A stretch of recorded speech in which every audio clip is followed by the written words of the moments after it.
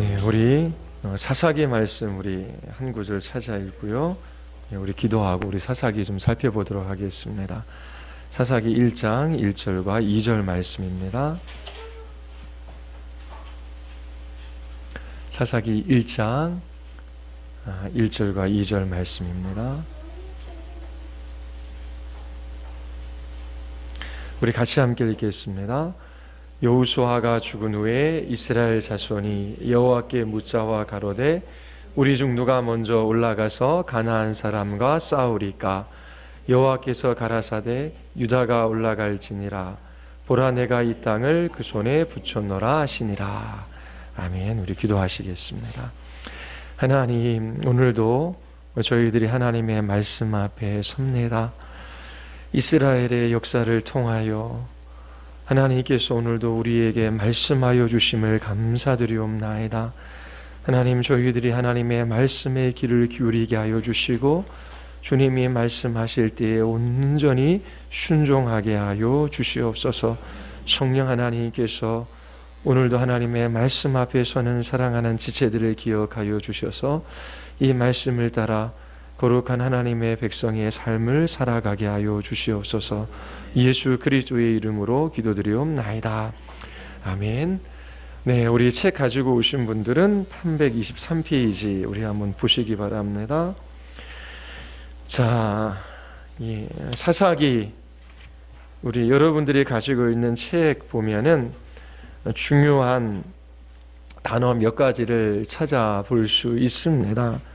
우리 323페이지 왼쪽에 보면 사사기의 메시지 맞다른 골목, 그러면서 이제 큰 제목으로 몇 가지가 있어요. 자, 네 단어를 뽑으라면 뭐 한 5개 정도도 될 수 있고요. 처음에 가장 중요한 단어가 무엇이겠습니까? 이제 복이라고 하는 단어입니다. 하나님께서 이스라엘 백성들에게 복을 허락하여 주시지요.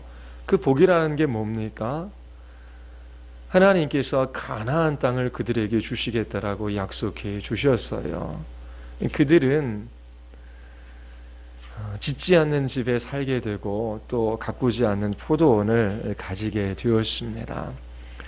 하나님께서 그들에게 가나안 땅을 주시겠다라고 약속하셨고 하나님께서는 그 약속을 신실하게 이루어 가 주십니다. 우리가 여호수아를 지난주에 살펴보았지요. 여호수아서를 보면 이스라엘의 군사력 아니면 그들이 가지고 있는 무기 때문에 그들이 전쟁에서 승리한 것이 아닙니다. 하나님께서 이스라엘 백성들과 함께 하셨지요. 그것이 그들의 승리의 비결이었습니다. 하나님 한 분 섬기며 그분 앞에 무릎을 꿇고 전적으로 의지하며 그 말씀 앞에 순종하며 살아가는 하나님의 백성들의 삶에는 승리가 있습니다. 그들이 가나안 땅에 들어가 전쟁하기에 앞서 행한 몇 가지가 있죠. 첫 번째가 무엇이었습니까? 기념비를 세우는 거였어요. 기념비는 과거에 하나님께서 행하신 일을 기억하라 라고 하는 것입니다. 홍해를 가르신 하나님, 이제 요단강을 가르셔서 이스라엘 백성들로 하여금 가나안 땅에 들어가게 하신 것이지요. 그 크신 능력으로 요단강을 건너게 하신 하나님께서 우리와 함께 하시면 이 전투에서 이길 수 있다라고 하는 것입니다. 그리고 두 번째 어떤 일을 행했습니까? 할례를 행했습니다. 그리고 그곳에서 유월절을 지켰지요. 이스라엘 백성들이 할례를 행하고 유월절을 지켰다라고 하는 것은 그들이 하나님의 백성임을 확인하는 것입니다. 하나님께서 아브라함에게 찾아오셔서 이 가나안 땅을 약속하셨고 또 이삭과 야곱 우리의 조상들의 하나님이 되어 주신 것이지요. 그리고 그 하나님께서 종되었던 애굽 땅에서 우리를 구원해 내셨습니다. 그리고 이 가나안 땅을 우리에게 주실 것을 약속해 주셨어요. 하나님께서 우리를 찾아오셔서 주의 백성 삼아 주시고 그리고 주님께서 여기까지 인도해 오신 거예요. 우리는 주님의 백성이다 라고 하는 것을 그 할례와 유월절을 통해서 이제 확인한 것이지요. 그리고 나서 첫 전투인 여리고성 전투를 여러분들이 기억하시지요. 주님의 말씀에 순종하여 그렇게 따랐을 뿐입니다. 그런데 그 첫 전투에서 놀라운 승리를 얻었어요. 앞으로 이루어질 전투에 대한 모델로서 하나님께서 그렇게 여리고성 전투를 제시하여 주신 것입니다. 이처럼 하나님께서 이스라엘 백성들과 함께 하셨습니다. 그리고 그들에게 약속의 땅을 주신 것이지요. 그런데 거기에는 조건이 있었습니다. 하나님 한 분 사랑하며 그분의 말씀에 순종하며 살아가는 것입니다. 그렇게 살아갈 때 하나님께서 이 놀라운 약속을 이루어 가시는 것을 이스라엘 백성들은 볼 수 있었어요. 자신의 힘과 지혜와 노력이 아니지요. 하나님께서 주시는 땅에서 하나님께서 주시는 곡식과 포도주를 먹고 마시며 그렇게 하나님 한 분 섬기는 복된 삶을 살아갈 수 있었습니다. 두 번째 단어, 죄이지요, 죄. 그런데 이스라엘 백성들은 하나님의 말씀에 온전히 순종하지 않습니다. 가나안 땅에 들어가서 주님의 말씀에 순종함으로 그 가나안 족속들을 몰아내는 그 일들을 하지 않아요. 하나님의 직접적인 명령에 불순종하는 것이지요. 그 불순종으로 말미암아 세 번째, 하나님의 심판이 임합니다. 가나안 땅에 남아 있었던 족속들이 이스라엘 백성들을 공격합니다. 그들이 포로되지요. 종노릇하는 삶을 10년, 20년, 30년, 40년 그렇게 살아갑니다. 그때 이스라엘 백성들이 하나님 앞에 간절히 돌이켜 회개하여 부르짖습니다. 이것이 이제 네 번째 단어입니다. 첫 번째, 하나님께서 복 주신다. 약속하신 것을 반드시 이루시지요. 두 번째, 그런데 이스라엘 백성들은 불순종하며 죄를 지어요. 그때 하나님께서 심판하십니다. 심판하실 때는 너무나 괴롭지요. 하나님 앞에 회개하며 돌이켜 부르짖습니다. 하나님, 우리를 구원하여 주시옵소서. 그때 어떤 일들이 일어납니까? 다섯 번째, 하나님께서 사사를 보내셔서 이스라엘 백성들을 구원해 내십니다.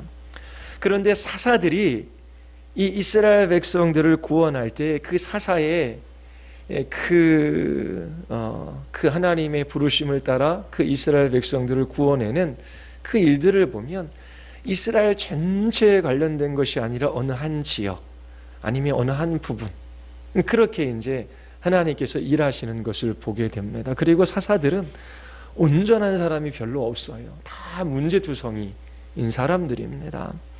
그래서 사사가 살아있을 때만 잠시 평안이 이루어지고 또 이스라엘 백성들은 하나님 앞에 범죄함으로 심판받고 사사가 죽으면 또 그 가나안 족속들의 포로가 되지요. 그 또 부르짖어 간구하면 하나님께서 또 다른 사사를 보내어 주셔요.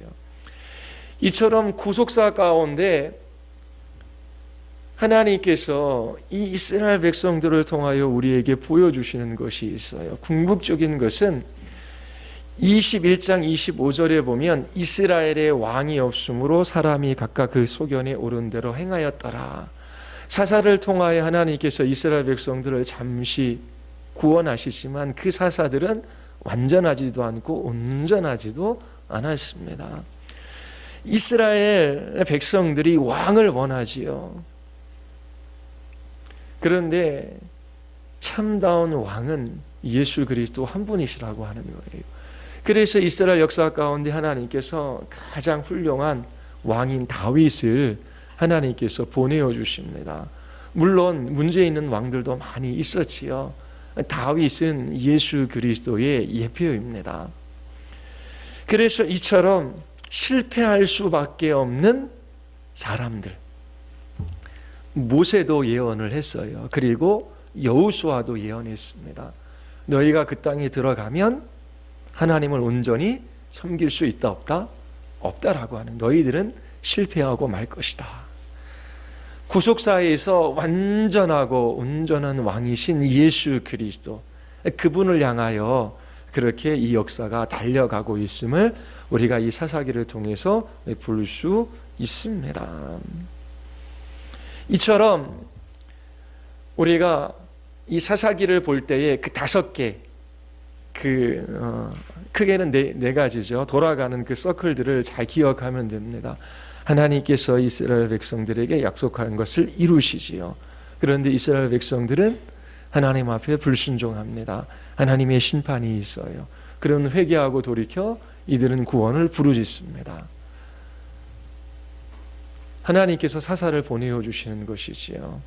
그런데 마침내 참으로 온전하고 완전한 왕이신 예수 그리스도, 그분을 우리에게 이제 보내어 주시는 것입니다. 자, 그러면 우리가 이제 여호수아를 성경 말씀을 읽으며 찬찬히 살펴볼 텐데요. 특별히 사사기니까 이제 12명의 사사들에 관한 이야기가 나오겠지요. 근데 3장 6절서부터 16장까지 12명, 한 12명 정도라고 봅니다. 12명의 사사들에 대한 이야기가 나옵니다. 6명은 대사사라고 합니다. 그리고 다른 6명은 소사사라고 하지요. 왜 대사사라고 합니까? 길게 기록되어져 있기 때문에 그래요. 그리고 나머지 사사들에 대한 이야기는 아주 짧게 기록되어져 있습니다. 사사기를 전체 3토막으로 나눌 수 있어요. 첫 번째는 1장 1절서부터 3장 5절까지입니다. 왜 이스라엘이 이처럼 하나님을 떠나가게 되었는가, 그 원인이 무엇인지를 우리에게 가르쳐주고 있어요. 우리에게도 말씀하시는 바가 있겠지요. 하나님을 떠나가는 그러한 사람들이 있는데 왜 하나님을 떠날까? 이제 그것을 이야기합니다. 그리고 두 번째로는 중간 부분이죠. 3장 6절에서 16장까지 12명의 사사들의 이야기가 나옵니다. 그리고 17장서부터 21장까지는 이스라엘이 얼마나 부패했는지, 그 부패의 정도가 너무나 심각함을 우리에게 가르쳐주고 있어요.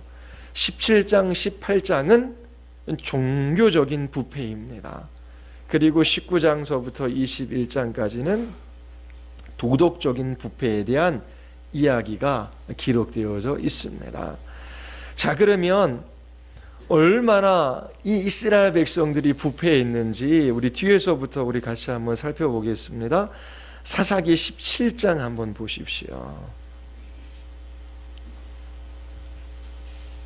사사기 17장 한번 보십시오.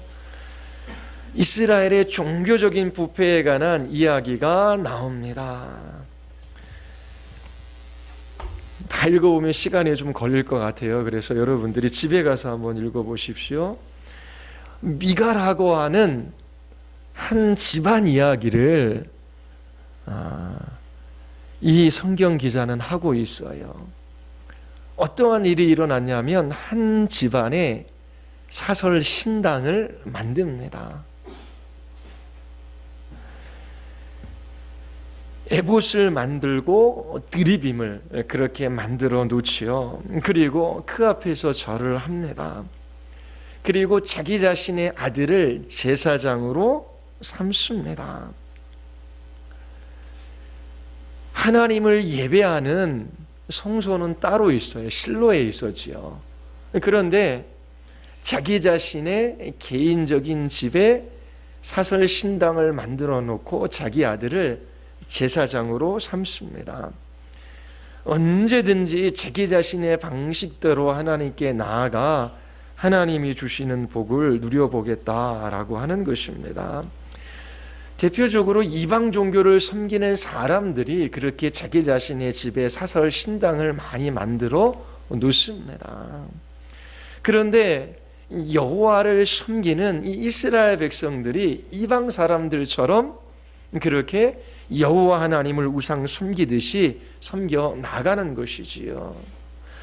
하나님을 섬기는 거룩한 하나님의 백성들의 삶의 도리에 관해서는 잘 알지 못하고 종교적인 행위만 무성한 것입니다. 오늘날에 따지자면 돈 많은 사람이 예배당을 지어요. 그리고 원하는 사람을 목회자로 세워서 목회를 하게 만드는 것이지요. 그리고 또 본인이 개척해서 아주 헌신적으로 교회를 섬기다가 노년의 때에 자기 자신의 아들을 목회자로 세워서 가업을 잇게 하는 것이지요. 오늘날 한국교회에도 많이 일어나는 일 아닙니까? 그리고 교인들은 여호와 하나님이 어떠한 분이신지를 잘 알지 못합니다. 거룩을 추구하기보다도 이 땅에서 평안하고 안정적인 삶, 문제없는 인생, 그리고 번영과 성공을 꿈꾸지요. 하나님께서 나에게 주신 사명이 무엇인가? 하나님이 거룩하신 것처럼 거룩한 삶을 위하여 죄와 싸우는 분투하는 삶을 살아가는 사람들은 많지 않습니다. 나는 죽어도 내 안에 그리스도께서 살기를 원하나이다. 그리스도의 이름을 위하여 눈물을 흘리며 이 길들을 걸어가는 사람들은 많지 않습니다. 그런데 예배당에 모여서 본인이 원하는 목회자들을 데려다가 그렇게 여호와의 이름을 부르고 예배를 드리고 열렬하게 기도합니다. 그런데 그곳에 하나님의 역사는 없지요. 그것이 기독교 신앙이 아닐 수 있는 것입니다. 그런데 여기에서 좀 더 나아가 17장 6절서부터 13절까지에 보면 미가라는 집에 자기 아들을 제사장으로 오늘날이면 목사로 세우는 거예요. 그냥 속성으로 신학 공부하게 해서 딱 교회를 세우고 거기에 이제 목사가 되는 것이지요. 그런데 17장 6절서부터 13절까지 보면은 이제 조금 더 그 종교적인 부패가 조금씩 더 확대되어져 나갑니다. 레위인이 자기가 살던 동네를 떠나서 직업을 구합니다. 하나님께서 12지파에게 다 영토를 분배해서 나누어 주셨어요. 그런데 레위인은 영토가 없지요. 48개의 성읍에 흩어져 살게 했어요. 그래서 거기에서 살며 하나님의 말씀 율법을 사람들에게 그렇게 가리키는 일을 하게 하신 것이지요. 그런데 한 레위인이 자기 자신이 머물던 지역을 떠나 돌아다닙니다. 그런데 미가의 집에 이르게 되는 것이지요. 미가가 이 레위인을 향하여 요청하는 게 내가 돈을 많이 줄 테니까 우리 집에서 제사장이 좀 되어달라라고 하는 것입니다. 레위인은 제사장이 될 수 없어요. 아론의 후손만이 제사장이 될 수 있습니다. 그런데 이 레위인은 돈을 많이 준다라고 하니까 제사장이 될 수 없음에도 불구하고 개인 미가의 집에 사설 신당의 제사장이 되고자 합니다. 이제 자기 자신의 아들을 제사장으로 세우는 것보다도 그래도 조금 더 그렇게 종교성이 짙은 레위인 이 한 사람을 자기 집의 제사장으로 섬기며 그렇게 하나님께서 복 주시기를 원하는 것이지요. 이 모든 것은 종교적인 행위이지 신앙과는 상관없습니다. 하나님의 말씀을 따라 그렇게 하나님을 바르게 예배하는 것이 아니라 하나님을 대적하는 행위가 되는 것이지요. 오늘날에도 보면은 역사 가운데 보면 신학교를 꼭 나와야지 목회자가 되는 것은 아니었습니다. 분명히 하나님께서 부르셔서 목회를 하신 분들이 역사 가운데도 있어요. 그런데 기독교 역사 가운데 그렇게 신학교를 만들고 종교적인 신학교육을 받고 그리고 공교회가 그렇게 목사로 안수하고 그리고 한 교회를 섬기도록 하는 그런 교회 전통이 오늘날 이제 일어난 것입니다. 하나님께서 역사가 점진되어 감에 따라 질서도 주시고 또 교회의 조직도 하나님께서 말씀을 따라 그렇게 잘 만들어가게 하시는 것이지요. 그런데 오늘날에도 보면은 무인가 신학교도 많고 또 한 6개월 정도 어디 가서 신학 배우고 목사 안수 받았다라고 하는 분들도 있습니다. 또 제가 아는 분들도 직장 다니다가 직장 그만두고 어디 가서 신학 공부한다고 2년 공부하고 이제 목회를 할 수가 없잖아요. 근데 나는 목사다라고 하면서 전도하러 다니신다라고 하는 분들도 있어요. 그러면서 그렇게 많은 목회자들이 이제 한국 교회에도 나타나고 있습니다. 근데 자기 자신이 목회자가 되고 싶다고 해서 목회자가 다 되는 것은 아니지요. 그런데 저희 한국 교회에도 거의 목회자가 되는 것은 개인적인 영역에 속한 것이 너무나 많아요. 한 교회에서 한 사람이 이제 목회자가 될 때에 교회가 그 사람을 신학교에 위탁하는 것입니다.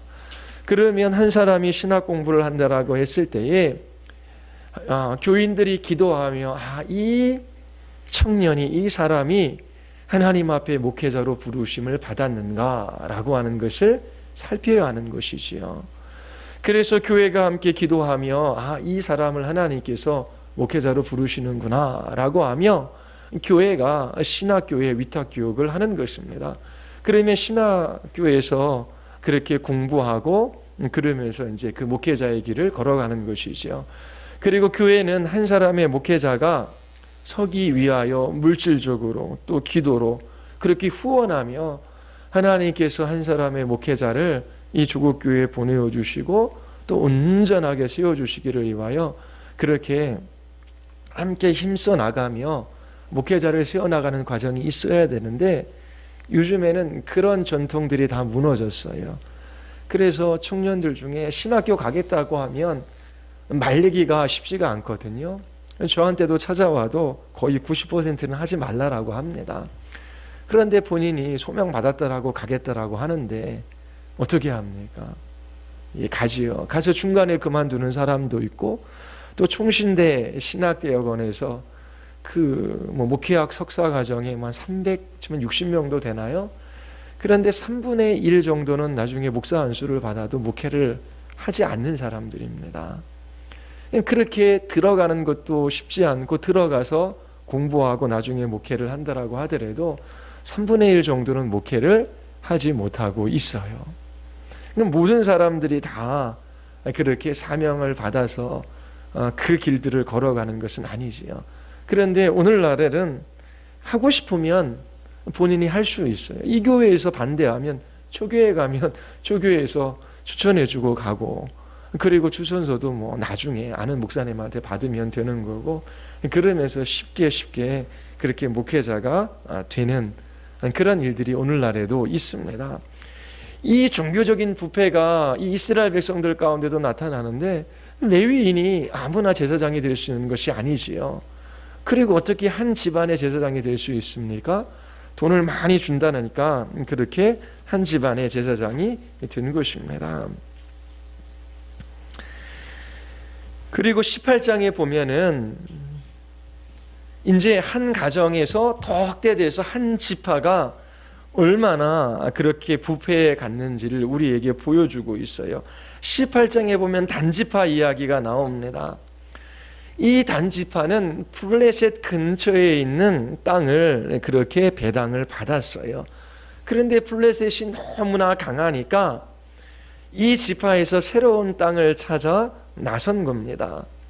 하나님의 말씀과 상관없이 선발대를 보내어 자기 자신들의 지파가 거할 땅을 그렇게 찾는 것이지요. 그때 한 제사장을 만납니다. 그 미가의 집에 있는 제사장이지요.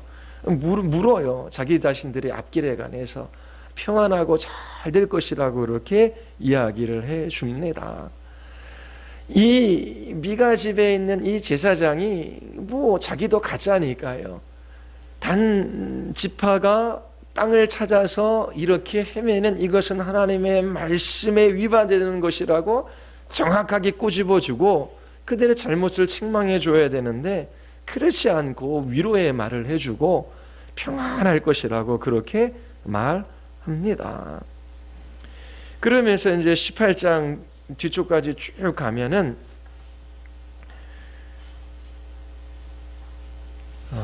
그 미가의 집에 이제 한 600명의 병사들이 이제 오게 됩니다. 그리고 이 미가 집의 사설 신당을 탈취하고 그리고 그 미가 집에 있던 제사장을 자기 자신의 지파로 데리고 가려고 하는 것이지요.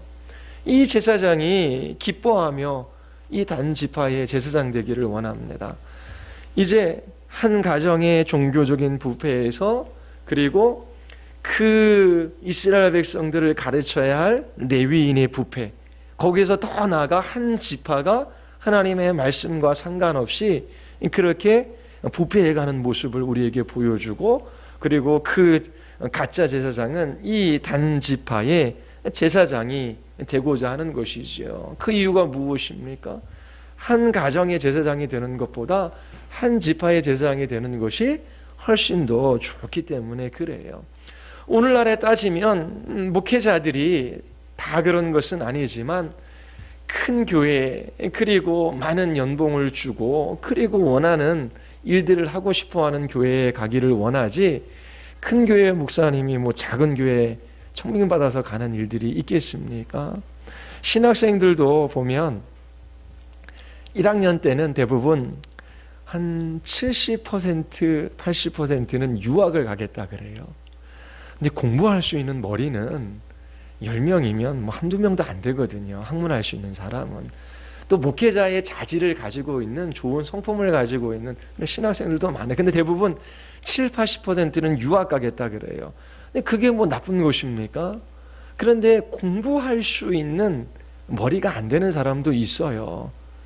그것도 소명을 주셔야 되거든요. 공부 자체도요. 그러면 이제 학년이 올라갈수록 조금 더 줄지요. 근데 미국에 가면은 한국 신학생들이 그렇게 많대요.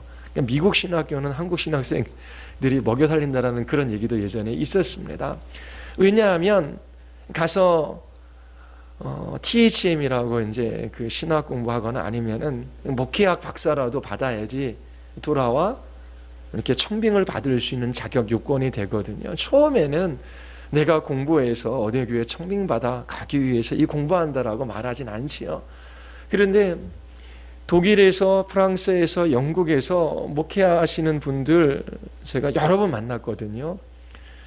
그분들이 그래도 그 유럽에 가서 공부하려면 그래도 공부를 좀 하셨던 분들이잖아요. 박사학위까지 뭐 5년, 7년, 때로는 10년 걸려서 받으셨어요. 돌아오려고 하는데 자리가 없는 거예요. 청빙해주는 교회도 없고, 그리고 학교에 강단에도 설 수 없고. 그런데 뭐 프랑스 같은 데서도 그 목회하는 게 쉽습니까? 세금도 꼬박꼬박 다 내야 되고 교인들도 많지 않고, 그러면서 이제 직업도 가지시고 목회도 하시는데, 영국 같은 데도 마찬가지예요. 못 돌아와서 목회를 하는데 너무나 힘들어하고, 그리고 너무나 어려운 형편 가운데 있는 목회자들도 많이 만났어요. 박사학위를 다 가지고 계셔요. 그런데 이제는 그 유럽에서 한 10년 정도, 15년 정도 지나다 보니까 한국에 들어와서 목회하라고 해도 못할 것 같다라고 하는 말씀을 하시더라고요. 왜냐하면 새벽 기도해야 되지요. 그리고 거기서는 거의 주일에 한 번만 모이거든요. 그리고 주중에 성경 공부 한 번이고요.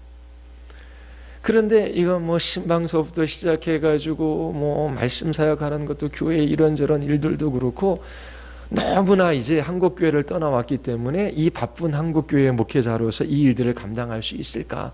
들어오래도 겁난다라고 하는 말씀을 하시더라고요. 그러면서 10년, 15년, 20년 그렇게 한국에 들어오지 못하고 목회하시는 분들도 만났어요. 그리고 신학생들은 이제 개척하려고 하지 않아요. 또 개척해도 될 수가 없지요. 되는 교회가 거의 없어요. 그러면 이제 유학까지 못한 신학생들 중에 대부분 어떤 마음들을 가지고 있냐면, 이제 목회를 배워야 되는데 어디 가서 배울까? 그러면 이제 큰 교회, 대기업 들어가는 것처럼 큰 교회에 가서 목회를 하려고 합니다. 큰 교회에 가서 목회를 하면 그것도 이제 이력서에 한 줄 적을 수 있거든요. 큰 교회에서 오래 목회를 하면 그래도 목회 경험이 있기 때문에 다른 교회에 청빙받거나 아니면 사역하기에 조금 더 유리한 거죠. 그래서 큰 교회에 부교육자로 들어가려고 합니다. 그래서 큰 교회에서 그 전도사나 아니면 부목사를 그렇게 뽑으려고 할 때에 몇십 장 아니면 몇백 장씩 원서가 날아옵니다. 저도 전에 교회에 있을 때 이제 전도사도 아니고 레지던트십입니다. 1년 동안 목회를 배우는 거예요. 뭐 사례비도 얼마 되지도 않아요. 그러는데 한 사람 두 사람 뽑는데 뭐 이제 50명, 60명 정도 지원을 합니다. 그러면 다 이제 인터뷰를 하지요. 뭐 학벌도 좋고 그리고 뭐 성품도 좋고 그리고 뭐 정말 좋은 그렇게 목회자 후보생들이 많아요. 그런데 한결같은 얘기가 뭐냐면 대부분 와서 배우고 싶다라고 하는 거예요. 물론 목회를 배워야 되죠. 배우는 것이 꼭 필요해요. 그런데 전도사들은 어떤 생각을 가지고 있냐면, 야, 하나님께서 나를 보내주신 교회의 한 지체로 내가 목회자이기 전에 한 사람의 성도로 보내주신 교회에서 하나님을 예배하고 그리스도인으로서 신앙생활을 해나가는 거에는 이제 전도사만 돼도 관심이 없어요. 무엇인가 일정 정도의 일을 하고 보수를 받고 내가 이 교회에서 배울 수 있느냐 배울 수 없느냐. 그리고 담임 목사님도 비슷한 생각들을 가지고 있어요. 전도사들은 왔다가 1년, 2년, 길어야 3년 그렇게 교회에 봉사하다가 그리고 다른 교회로 갈 사람. 그리고 교회가 성장하지 않으면 그렇게 뭐 부목사가 되고 그리고 교회에서 사례비를 그렇게 충당해주고 사택을 마련해주는 일들을 할 수 없지 않습니까? 그러니까 그 나이 어린 전도사님들 계속해서 이제 신학교 때 1년, 2년 하면서 교회들을 돌아다니게 됩니다. 그러면서 대기업에 못 들어가서 중소기업에 들어가거나 아니면은 뭐 거기도 들어갈 자리가 없어서 그렇게 일자리를 찾는 청년처럼 방황하는 전도사님들이 이제 많이 나타나는 것이지요. 그런데 정말 하나님께서 나를 부르셨어요. 그리고 부르신 그 소명이 너무나 분명하기에 주님께서 허락하신 그 자리 속에서 무릎을 꿇고 주님의 인도하심을 구하며 그렇게 하나님의 나라와 또 부르신 영혼들을 섬겨나가는 그러한 교육자들이 많지가 않아요. 주위의 목사님들하고 최근에도 교제했는데 전도사님들 때문에 너무나 힘들대요. 한 분은 아내분이 임신을 했는데 교회 나오기 어렵잖아요. 그러니까 집에서 그냥 뭐 인터넷으로 아니면 그냥 집에서 예배드리면 안 되겠냐고 그러면서 이제 조금만 힘들고 어려워도 이제 예배의 자리에 안 나가고 그리고 조금만 어려워도 그렇게 이제 사역을 그만두거나 아니면은 여러 가지 이유로 교회에 이제 어려움을 주는 얘기들을 많이 하더라고요. 그러니까 정말 하나님 앞에 부르신 그 자리 속에서 충성스럽게 하나님을 섬기는 목회자들도 많지 않고 또 그렇게 신학을 준비하고 또 그렇게 섬기는 전도사들도 없다라고 많은 목회자들이 이야기를 해요. 그러니까 얼마나 어려운 시대 가운데 살아가고 있습니까? 또 교회의 많은 대부분의 문제들은 목회자들의 문제지요. 그렇죠? 목회자가 제대로 하나님 앞에 그 길들을 걸어가지 않기 때문에 교회에 어려운 일들이 많이 생기고 있습니다. 그런데 이러한 종교적인 부패, 한 가정이 부패하고 그리고 레위인이 부패하고 또 한 지파가 부패함으로 종교적으로 얼마나 타락했는지 이 17장, 18장이 보여주고 있어요. 그리고 19장에 보면은 도덕적인 부패가 나옵니다. 19장 1절서부터 우리 9절까지 보면은 레위인이 첩을 얻어요. 그런데 그 첩이 도망을 칩니다. 첩을 든 것도 문제인데 뭐 도망간 이유가 있겠지요. 그래서 그 첩을 데리러 갑니다. 그리고 데리러 갔다가 돌아오는 길에 이제 큰 문제가 생기는 거예요. 그 한 마을에 이제 들어갔는데 이제 기부하라고 하는 곳이지요. 그런데 이 나그네를 대접해 주는 사람이 없는 것입니다. 그 레위인과 첩을 받아주려고 하는 집이 없어요. 그런데 이제 한 노인이 이제 밭에서 일하다가 이제 그 사람들을 자기 자신의 집에 이제 유하게 하지요. 그런데 그 동네에 있는 뭐 건달들이죠. 그 집에 들어간 사람을 내놓으라고 해요. 겁탈하겠다라고 하는 것이지요. 이 소돔과 고모라에서 일어났던 일이 지금 이스라엘 백성들 가운데 동일하게 일어나고 있는 것입니다. 그러면서 이제 레위인 그 첩이 죽는 그런 사건이 일어나지요. 근데 그 레위인도 어떤 일을 하냐면 그 자기 자신의 첩이 죽자 그 시신을 토막내어서 각 지파에게 보냅니다.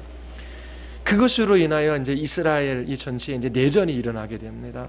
특별히 이제 베냐민 지파 사람들 중에 그렇게 이 도덕적 부패가 일어났는데 내전이 일어나서 베냐민 지파 2만 5천 명이 죽게 됩니다. 다른 지파는 이제 4만 명 정도가 죽게 되지요. 하나님께서 이 이스라엘 백성들에게 가나안 족속과 전쟁을 치러 그 족속들을 다 쫓아내라고 했는데 내전으로 인해서 이제 서로 죽이고 죽는 일들이 이 이스라엘 백성들 가운데 일어났던 것입니다.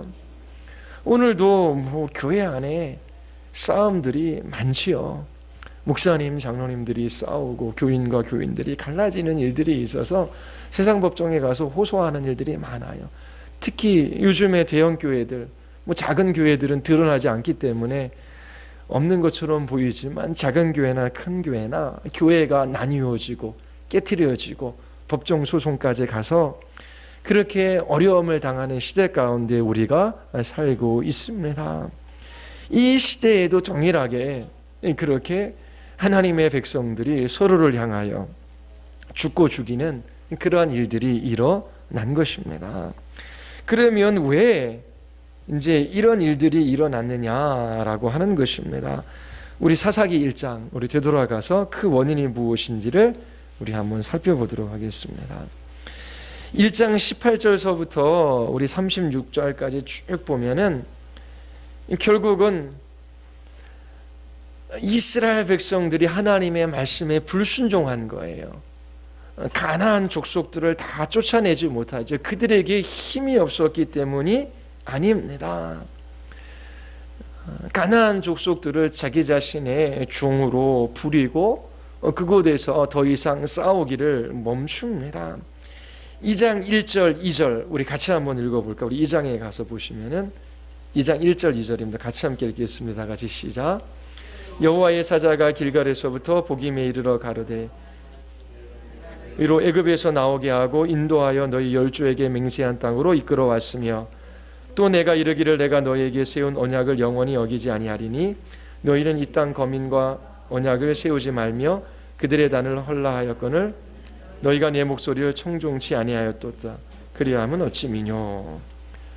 자, 가나안 땅을 하나님께서 주시겠다라고 약속하셨지만 이스라엘 백성들은 하나님의 말씀에 불순종합니다. 그 땅을 더 이상 점령하지 않아요.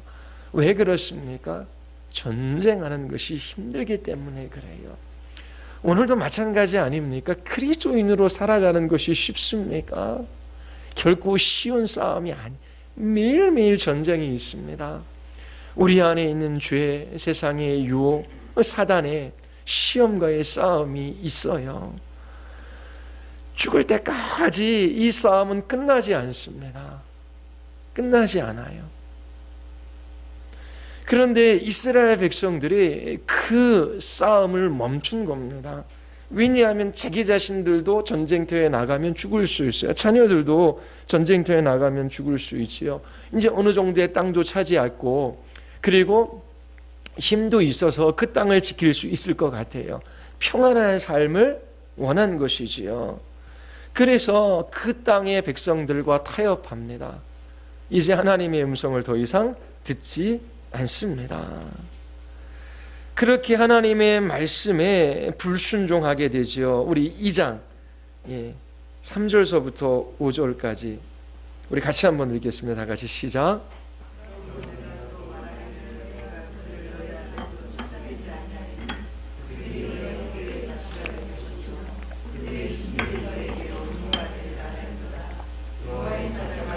모든 자손에게 이 말씀을 백성이 소리를 높여 운지라.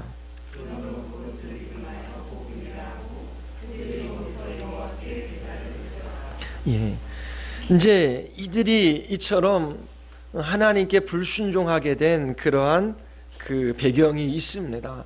그거를 가장 잘 요약해 주는 것이 사사기 3장 5절과 6절이에요. 우리 같이 한번 보겠습니다. 이스라엘 자손은 마침내, 사사기 3장 5절 6절입니다. 다 같이. 이스라엘 자손은 마침내 가나안 사람과 헷 사람과 아모리 사람과 브릿 사람과 히윗 사람과 여부스 사람 사이에 거하며 그들의 딸들을 취하여 아내를 삼으며 자기 딸들을 그들의 아내에게 주며 또 그들의 신들을 섬겼더라. 이제 함께 가나안 사람들과 살며 통혼을 하는 것입니다. 그 결혼을 통해서 가나안 종교가 이스라엘 백성들에게 들어오게 된 것이지요.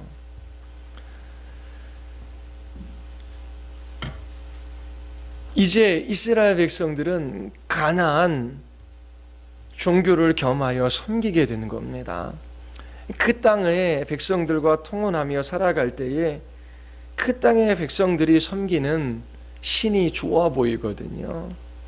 하나님께 기도해도 잘 응답해 주시지 않는 것 같고, 그리고 계속해서 전쟁을 치러야 합니다. 그런데 바알은 농사를 잘 되게 하는 신이에요.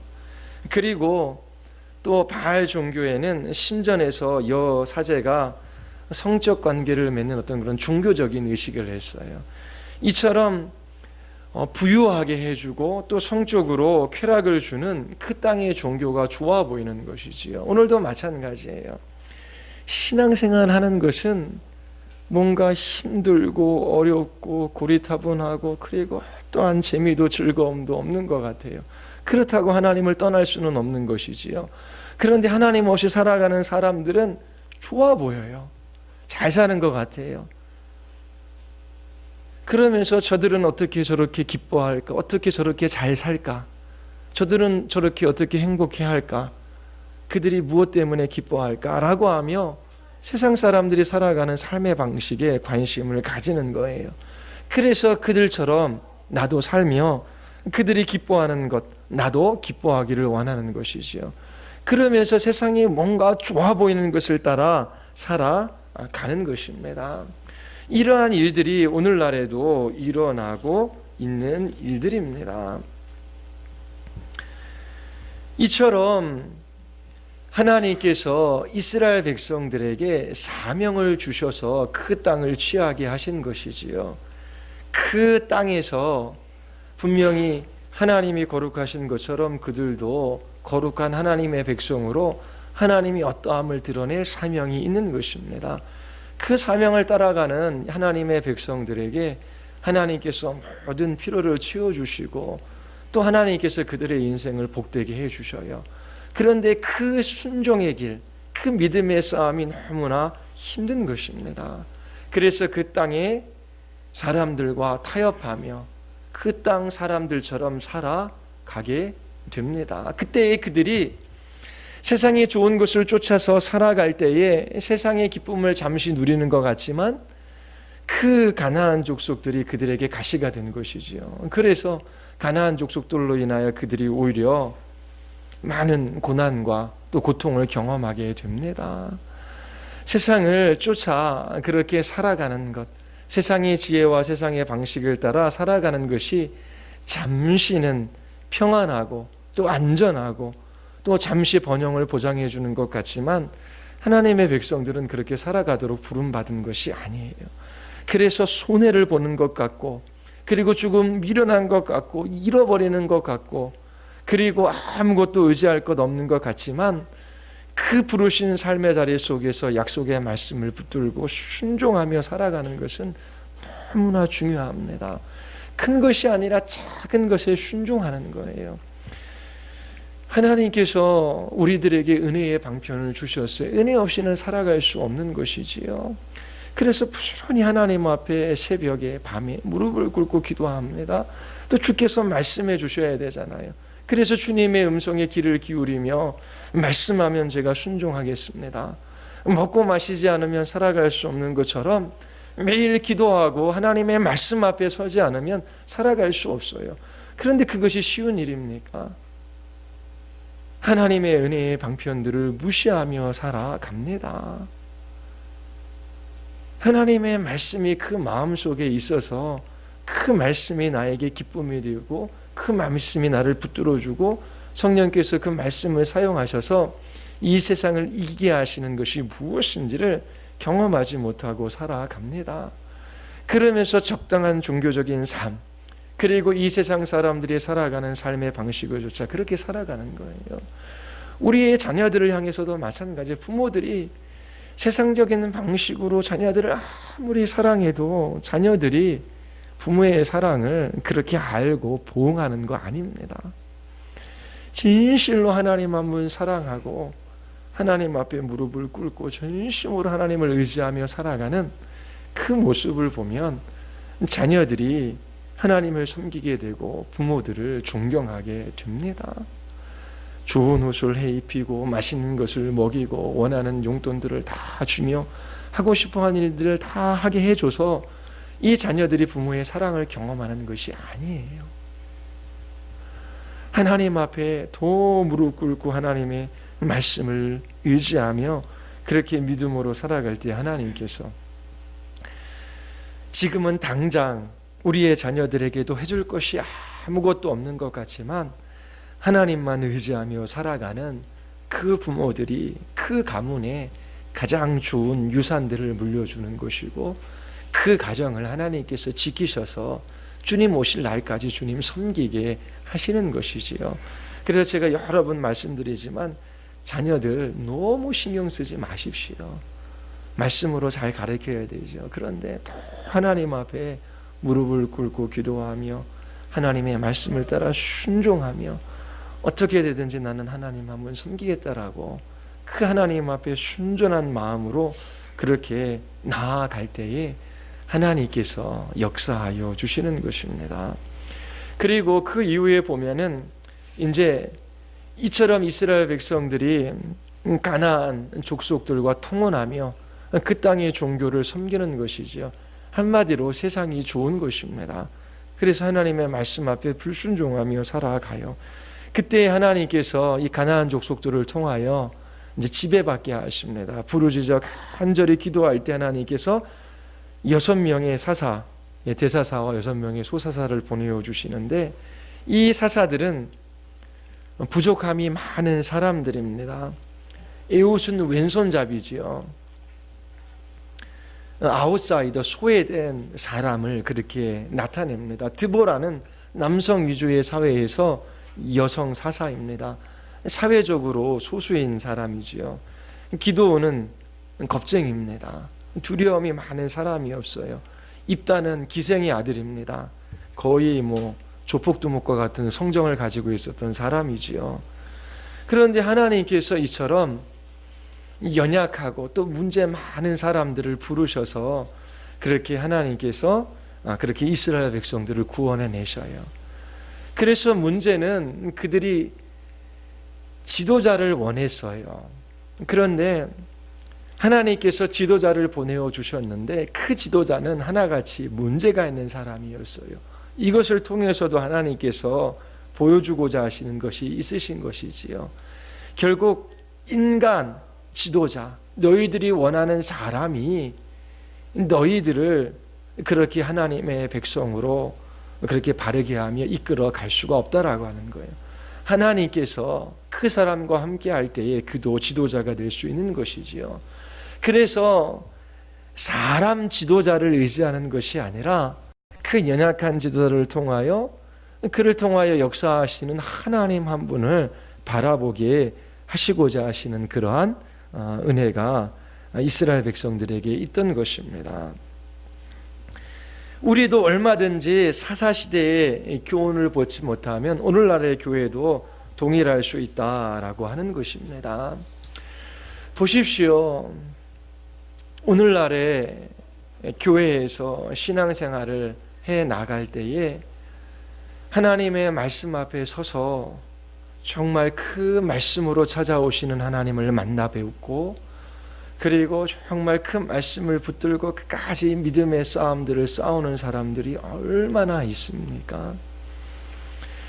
또 너무나 바쁜 세상이지요. 그런데 우선순위는 직장입니다. 그리고 자기 자신의 일이지요. 신앙생활 하는 것은 그냥 우리의 삶에 있어도 되고 없어도 되는 문제가 아니에요. 죽고 사는 문제지 않습니까? 그런데 10명의 교인이 있으면 날마다 기도하는 사람은 얼마나 될까요? 날마다 하나님의 말씀 앞에 서서 무릎을 꿇고 주님 나에게 말씀하여 주시옵소서. 나에게 말씀해 주시지 않으면 저는 살아갈 수 없습니다. 그렇게 주님의 음성 듣기를 원하고 공적인 교회 모임에 참석해서 그렇게 하나님을 갈망하며 예배하며 그렇게 주님의 뜻을 쫓아 살아가고자 하는 사람이 몇 사람이나 되겠습니까? 거의 그렇게 하나님 앞에 믿음의 싸움을 싸우는 사람들은 많지 않습니다. 하나님을 떠나 이 세상과 더불어 버타며 살아가는 것이지요. 그 결과 종교적인 부패, 도덕적인 부패가 동일하게 오늘날도 일어나고 있는 것입니다. 이처럼 타락하고 부패한 세상 가운데 다른 소망이 없는 것이지요. 이스라엘 백성들이 왕을 원합니다. 그 왕도 이스라엘 백성들을 구원해 줄 수 없어요. 사사시대에 이스라엘 백성들이 주위를 둘러보니 다른 나라는 왕이 있어요.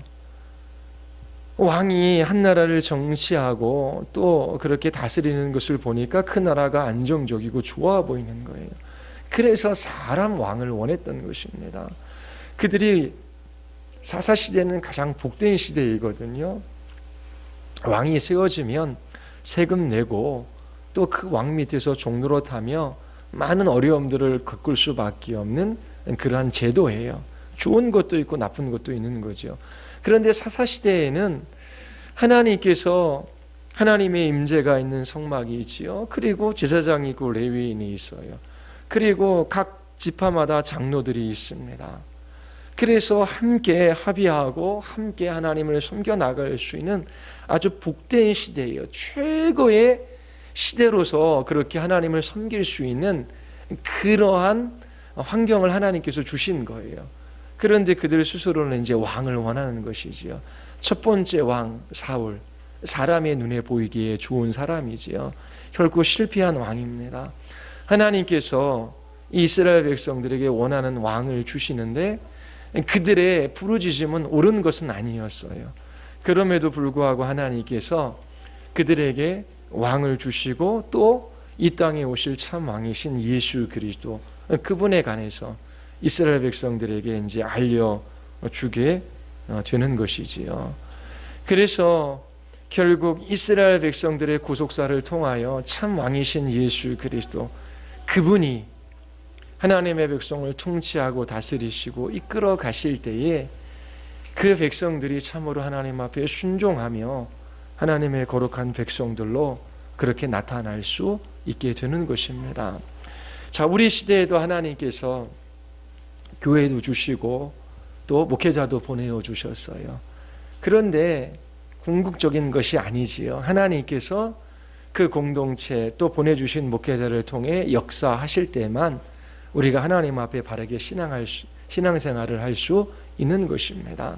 우리의 참 목자 예수 그리스도 한 분밖에 없는 것이지요. 그래서 부족한 목회자를 바라볼 때 하나님 부족한 목회자를 통해서 더 예수 그리스도 한 분 바라봅니다.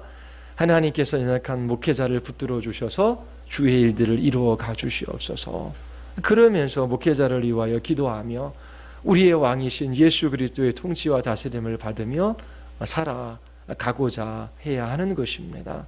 그리고 하나님께서 한 사람의 목회자를 세워주셔서 말씀해 주시면 감사함으로 하나님 앞에 그렇게 나아가면 되는 것이고요.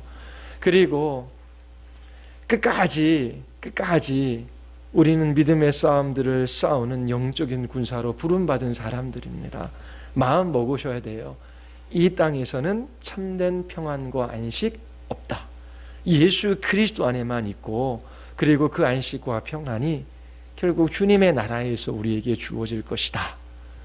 그러면서 마지막 숨을 거두는 그 순간까지 믿음의 싸움들을 싸우기를 포기해서는 안 되는 거예요.